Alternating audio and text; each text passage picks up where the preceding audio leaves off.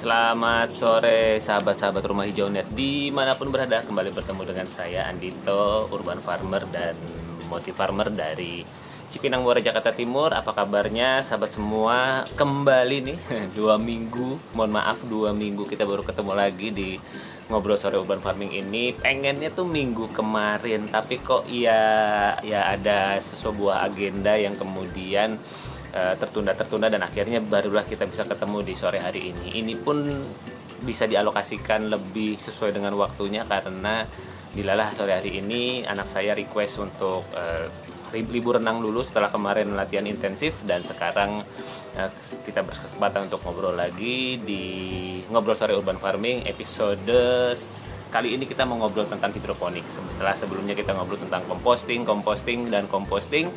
kita akan ngobrol seputar hidroponik dulu karena hidroponik adalah salah satu interest saya, salah satu hal yang saya lakukan, salah satu hal terkait urban farming yang saya tekuni dan sebagainya. Wah, terima kasih nih ada sahabat-sahabat dari Trilogi Berkebun dan juga ada Kak Rumil Lutfijati ya yang hadir pertama kali, dan semoga bisa mendapatkan manfaat dari ngobrol sore hari ini. Ya, sahabat semua, sebelum saya mulai membahas seputar kegiatan hidroponik, saya mau memberikan aplaus dulu untuk sahabat-sahabat peserta belajar composting online batch ke-9. Sudah batch 9 ya teman-teman, dan sudah selesai rangkaian kulwapnya, dan mudah-mudahan nanti hari Sabtu kita bisa ketemu lagi di acara cool zoom-nya khusus buat teman-teman peserta composting online batch 9, supaya kemudian nanti kita bisa ngobrol lebih enak, lebih intens, lebih live. Mungkin ada hal-hal yang terkait composting yang mau ditanyakan di dalam proses kulwapnya gitu ya. Jadi yang menarik di teman-teman di batch 9 ini memang secara intensitas penyerahan tugasnya tidak terlalu ramai gitu ya, tapi saya sangat punya keyakinan teman-teman itu sebetulnya menyimak hanya saja mungkin karena sekarang adalah momen akhir tahun, pekerjaan lagi seru dan lagi padat dan sebagainya, sehingga tidak mudah untuk kemudian katakanlah untuk on time gitu untuk mengerjakan tugasnya. Nggak apa-apa teman-teman, kita masih punya sekitar waktu sebulan atau 30 hari bersama di grup WhatsApp untuk kemudian teman-teman boleh sharing, boleh ngobrol seputar kegiatan composting, urban farming juga boleh, dan mudah-mudahan mendapatkan manfaat. Dan sore hari ini kita akan ngobrol seputar hidroponik.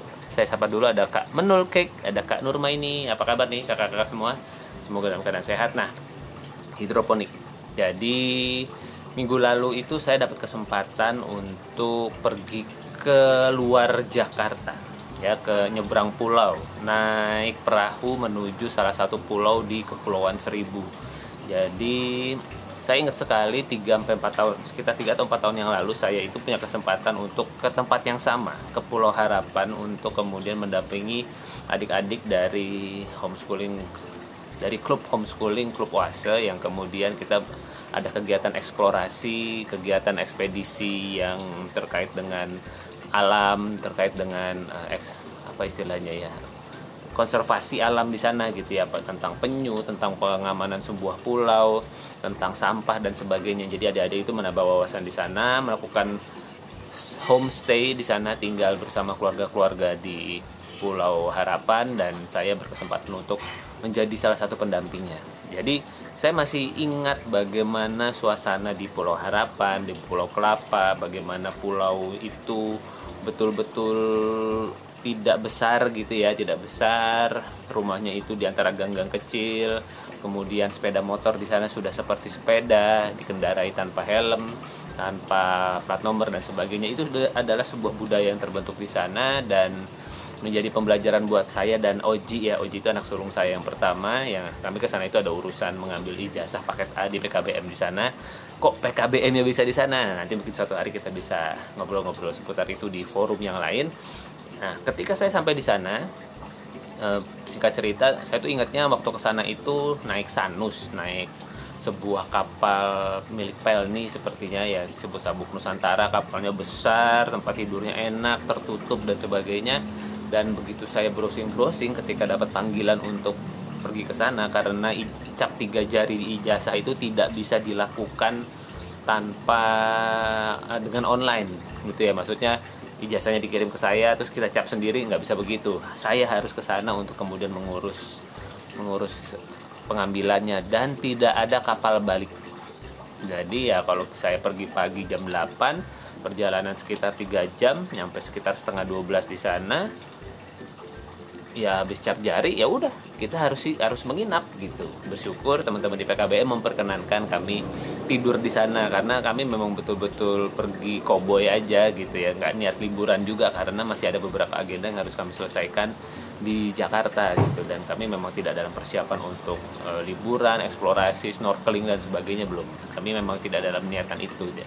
Nah, akhirnya ya ke sana kami naik kapal yang tersedia. Jadi ada dua jalur yang tersedia. Satu adalah jalur motorboat, yang satu adalah jalur kapal motor. Jadi kapal yang memang biasa dipakai, kapal kayu yang diberikan motor.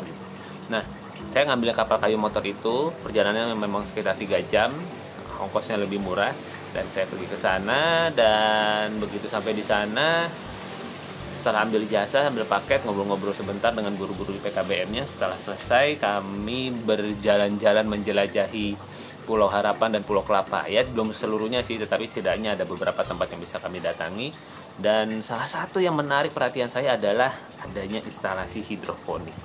Ada instalasi hidroponik di sana di dalam sebuah greenhouse. Kalau teman-teman perhatikan status Instagram saya, boleh lihat di feed saya punya satu postingan khusus membahas tentang instalasi hidroponik tersebut. Dan kemudian hal itu bagi saya menjadi menarik. Jadi hal itu bagi saya menjadi sangat menarik karena sejak 3 tahun yang lalu saya sudah melihat bahwa di Pulau Harapan itu ada beberapa rumah-rumah, bahkan katakanlah di kantor lurah, kalau nggak salah apa kantor camatnya ya, atau kelurahan sepertinya, di sana itu sudah ada juga instalasi hidroponik.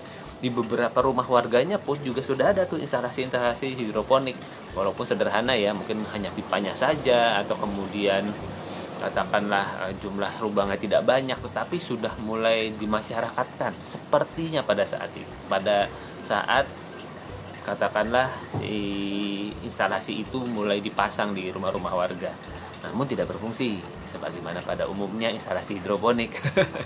Tidak semuanya punya ketekunan untuk kemudian memfungsikan instalasi hidroponiknya. Nah, saya melihat bagaimana ketika ada sebuah instalasi hidroponik bisa menghasilkan, ya paling nggak kayak di belakang saya ini ya, walaupun ini kan instalasi sudah berapa tahun nih, mungkin sudah lebih dari 4 tahun gitu, 4 tahun terpasang di sini, dan kemudian masih bisa menghasilkan tanaman yang hijau, tanaman sayuran untuk keluarga kita di rumah. Apalagi kalau dalam hal ini si instalasi hidroponiknya itu betul-betul berada di pinggir laut. Jadi ada di pinggir laut, ditutup dengan katakanlah paranet gitu ya. Jadi dibikin greenhouse dengan paranet. Di sana ada beberapa guli gitu kami bilangnya. Itu jadi bukan pipa tetapi guli gitu ya, seperti pipa saluran yang modelnya tipis, yang kemudian itu dijejer cukup banyak. Saya nggak ngitung berapa, tapi yang pasti mereka sudah mulai menanam secara berkelanjutan. Jadi yang sisi yang paling sebelah sini yang lagi siap panen tuh, yang kangkungnya sudah besar-besar. Sisi sebelah sananya baru mulai tanamnya, mungkin ya selisih 5-10 hari. Lalu yang sebelah sananya kosong dan sebagainya. Buat sebuah Pulau Harapan yang katakanlah tidak memiliki tanah gitu ya. Dia ada tanah cuma tidak mudah ditanami gitu ya, karena memang bayangkan airnya air asin di sana. Air asin, tanaman tidak mudah tumbuh, apalagi sayuran tumbuh, tapi kok tanaman hidroponik bisa tumbuh. Nah, ini yang menarik sahabat semua. Saya ingin mengajak teman-teman untuk melihat bagaimana dalam hidroponik itu kita membutuhkan justru air yang tidak terlalu bermineral. Jadi justru air yang katakanlah semakin dia mineralnya sedikit, itu semakin bagus. Nah, karena di pinggir pantai, karena di daerah pesisir itu tidak mudah mendapatkan air tawar, maka salah satu metode untuk menawarkan air adalah dengan cara di reverse osmosis atau di RO atau di destilasi, sehingga air tawar itu kalau keluar pelan sekali gitu ya, karena mungkin saringannya sangat tipis, sangat rapat, sehingga kemudian garam nggak bisa lewat.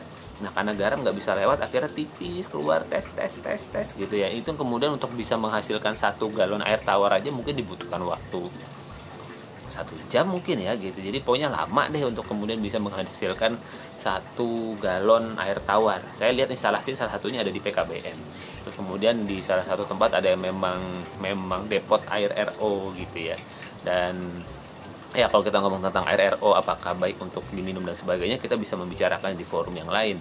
Namun dalam konteks sayuran, air RO itu cakep banget, bagus sekali. Dia airnya mirip seperti air AC gitu ya, air AC yang kemudian tidak memiliki mineral. Makanya di instalasi hidroponik saya air AC-nya saya tampung gitu. Saya punya AC, airnya saya tampung, dan kemudian mengisi instalasi hidroponik saya, selain juga air buangan dari mesin kanggeng water yang ada di rumah.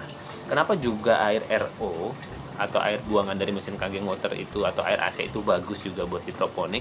Karena dia memiliki pH itu sekitar 5,5 sampai 6,5. Jadi untuk air hidroponik itu sedikit asam itu bagus. Nah, ternyata di dalam air yang di RO kan sifatnya asam.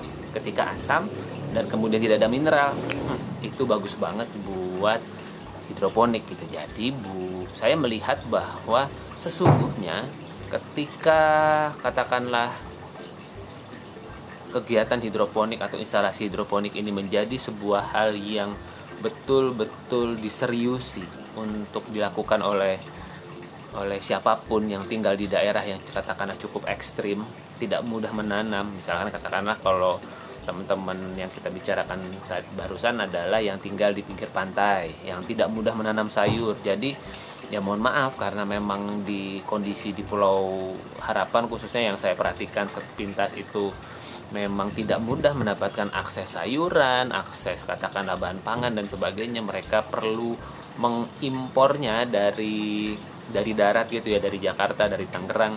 Dan ketika kemudian sampai di sana tentu kan ada ongkos jalan, ada waktu, ada kelangkaan, sehingga harganya tidak murah teman-teman. Untuk katakanlah biaya makan saya sehari di sana itu ya bukan biaya, ya tetap biaya makan kayak makan di kota gitu. Nah, itu yang kemudian membuat saya melihat bahwa memang kalau sekali lagi kuncinya ada di keseriusan sih, di kesungguhan ya. Jadi kalau memang sungguh-sungguh ingin memiliki sumber sayuran yang sustain, yang kemudian bisa terus-menerus dipanen, maka sebetulnya apa yang sudah saya lihat di pinggir pantai Pulau Kelapa, Pulau Harapan di sana, yaitu sebuah instalasi hidroponik dengan sayuran kangkung yang sudah siap dipanen, maka itu adalah sebuah prototipe atau sebuah pertanda bahwa sebetulnya kegiatan hidroponik itu sangat bisa dijalankan di sana. Apalagi kita di Indonesia, teman-teman. Oh ya, ada Kak Nima, apa kabar Kak Nima?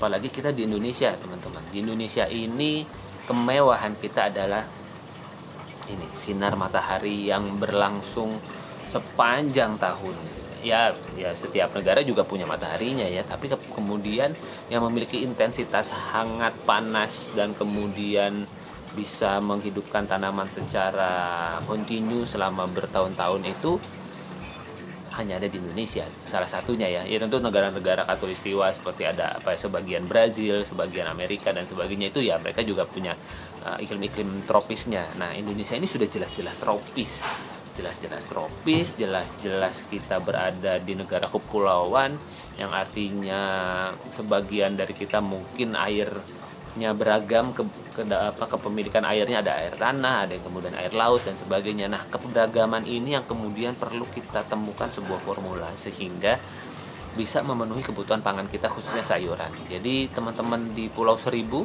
kalau kemudian memang ingin serius memiliki sumber sayurannya sendiri, sesungguhnya menanam dengan metode hidroponik adalah cara yang paling visible dan paling terlihat dan paling katakanlah paling oke lah. Ya itulah yang kemudian bisa kita optimalkan dari sisi hidroponik ini. Dan teman-teman semua, kondisi ekstrim tidak harus di pinggir pantai. Kondisi ekstrim bisa jadi di rumah Anda sendiri. Maksudnya gimana?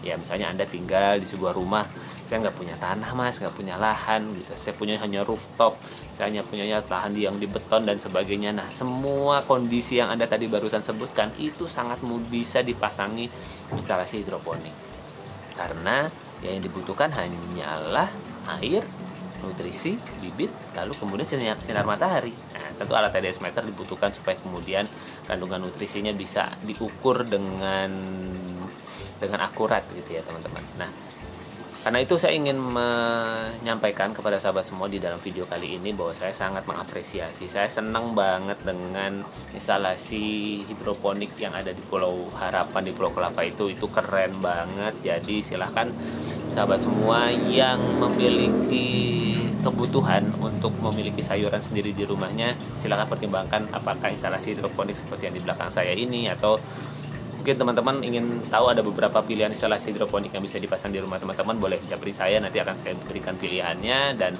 saya sih mengajak teman-teman untuk memfoto areanya dulu. Jadi area teman-teman tuh ketika yang mau dipasang hidroponik seperti apa, luasnya berapa, terus sinar mataharinya seberapa intensnya, katakanlah mungkin kalau bisa sampai 4 jam minimal setiap hari itu udah bagus banget. Lebih dari itu wow super bagus, karena instalasi hidroponik ini kan dia memiliki katakanlah air yang bisa dikatakan terus menerus kemudian bisa mengalir sehingga nggak usah khawatir kekeringan sebetulnya ya, kecuali kita kelupaan gitu ya ngisi katakanlah instalasinya, kita kelupaan untuk kemudian mengisi airnya, karena bisa dikatakan memang ketika usia tanaman sudah mulai besar minumnya makin banyak gitu. Yang tadinya kita pikir seminggu sekali nggak usah ditambah-tambah, begitu dia besar bisa hampir setiap hari loh kita nambah, kemudian menambahkan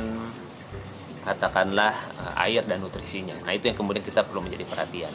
Oke sahabat semua, semoga ngobrol-ngobrol sore hari ini menjadi obrolan yang bisa bermanfaat dan bisa menjadi bahan pertimbangan buat teman-teman yang katakanlah ingin menikmati sayuran dari kebunnya sendiri.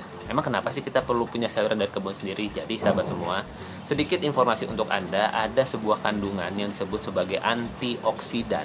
Itu yang hanya ada di aneka sayuran, tanaman, buah-buahan yang kita panen baru saja. Ya, jadi yang baru saja kita panen, yang katakanlah ya kalau sebentar nih saya perlu silent dulu. Oke. Jadi katakanlah misalkan teman-teman punya ini nih, saya punya bayam Brazil banyak di belakangnya. Ya, ini kemudian kalau ini baru saja dipetik dan langsung saya makan, itu adalah antioksidan terbaik yang saya miliki. Di situ saya ada pohon cabai tuh, pohon cabai merah sudah mulai bermunculan cabainya. Begitu saya petik cabainya dan saya makan saat itu juga, itu adalah antioksidan terbaik.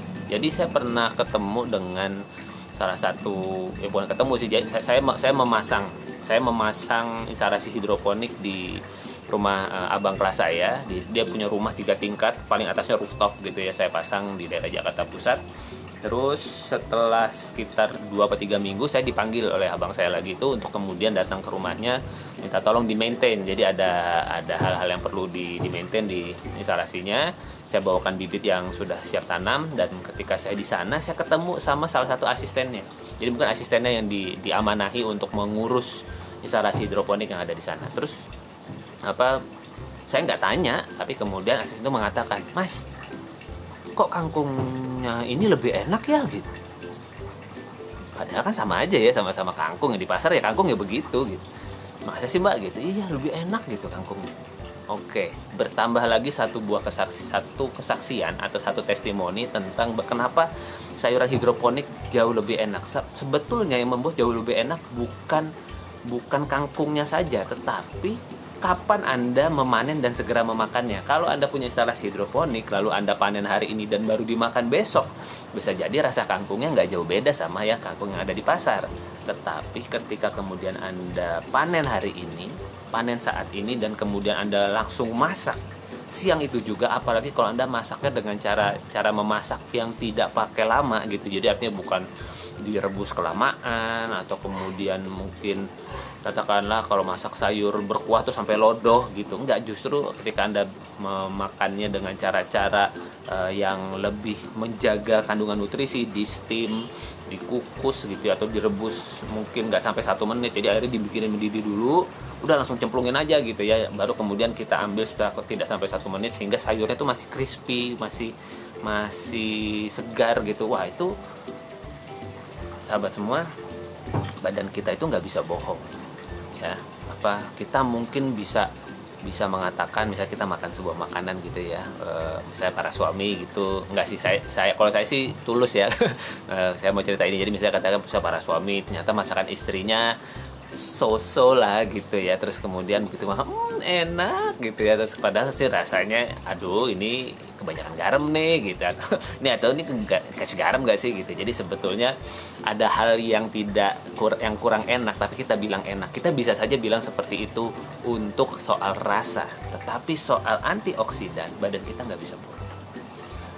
Begitu kita memakan sesuatu yang ada kandungan antioksidan ya, badan kita tuh kayak wow, seger.